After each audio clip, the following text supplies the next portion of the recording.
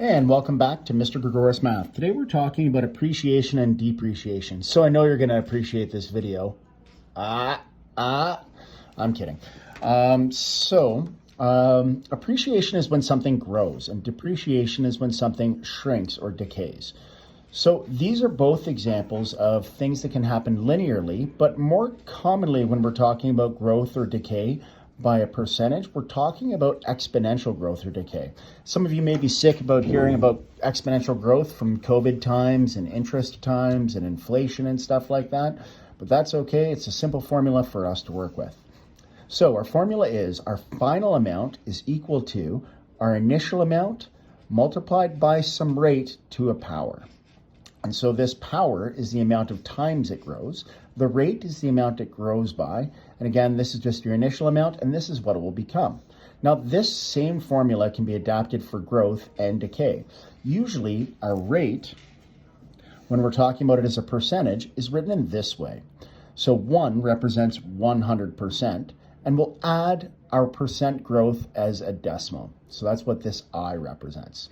Now, we're adding if it's growth, but if it's decay, then we're going to be talking about subtraction. So I've got two examples to work through with us here. So example number 1, a car loses 12% of its value each year. Now, of course, we would need to know how much the car is worth. I don't know. Anybody?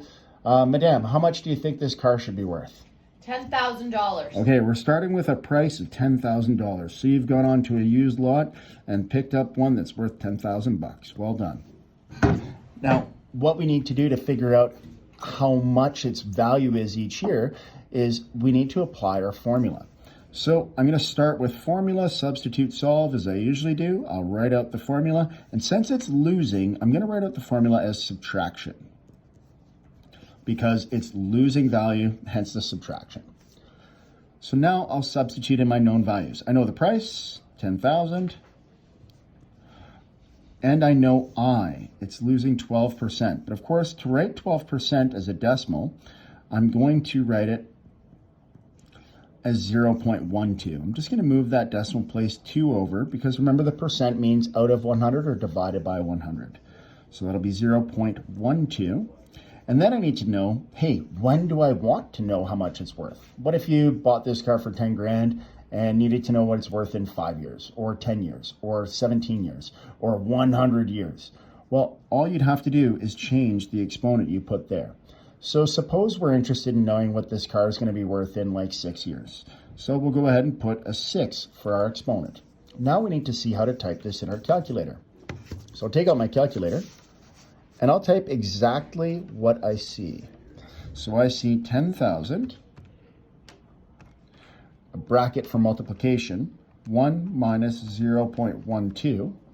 I'll close the bracket. And now to do an exponent on this type of calculator, I have my exponent button. So that is this little carob. Some of you may have these exponent buttons, but they only work for an exponent of 2 or 3. You might even have a button that looks like this, y to the power x or x to the power y. And both of those will do the same thing. So I'm going to go ahead and press my little carob button up here. And my exponent is 6, so I'll type a 6. Typing equals gets me my answer. And in 6 years, this car is worth $4,644.04. $4,644.04. So it really is as easy as formula, substitute, solve to figure out an answer to a depreciation question. Let's take a look at an appreciation question. So a common thing that people used to do was play with trading cards. Some people use baseball cards, some people use Magic the Gathering cards, other people would use things like Pokemonsters or whatever they are. Here we have a question about a playing card. So suppose a playing card increases by 25% of its value each year. Now let's go ahead and pick some starting values. So I'm just going to pick a random number. Maybe a card has a price of, let's go with $6. So it's not going to be a really expensive card. And maybe you're like 10 when you play with it, but you want to hold on to it until you retire. And you're smart, so you're going to retire around 50 to 60. So what is this card worth?